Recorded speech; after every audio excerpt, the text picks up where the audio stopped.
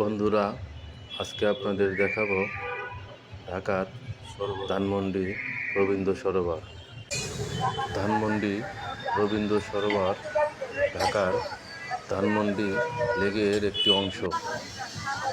এটি একটি পরিত্যক্ত খাল থেকে বিনোদন কেন্দ্রে রূপান্তর করা হয়।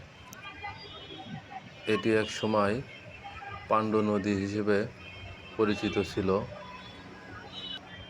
এটি কারণ বাজারের খালের একটি অংশ ছিল যা তুরাগ নদীর সাথে সংযুক্ত ছিল।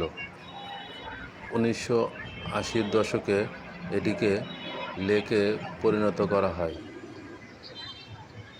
পরে লেকটিকে বিনোদন ও সাংস্কৃতিক কেন্দ্র হিসেবে গড়ে তোলা হয়। এরপরে এটির নামকরণ করা হয় রবীন্দ্র সরোবর। এতক্ষণ আপনারা দেখলেন রবীন্দ্র সরোবরের ভিতরের পরিবেশ।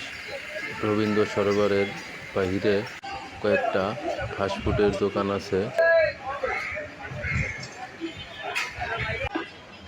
এখানে চেয়ার পাড়া আছে, বসে খাওয়া যায়। পরিবেশটা খুবই সুন্দর, চমৎকার, অসাধারণ। পাশে লেক আছে, লেকের পরিবেশটা চমৎকার। দুই পাশে শুধু পানি আর পানি, চারিপাশে শুধু গাছ আর গাছ। বন্ধুরা, আজকে এখানেই শেষ। আগামীতে অন্য কিছু নিয়ে আপনাদের সামনে হাজির হব।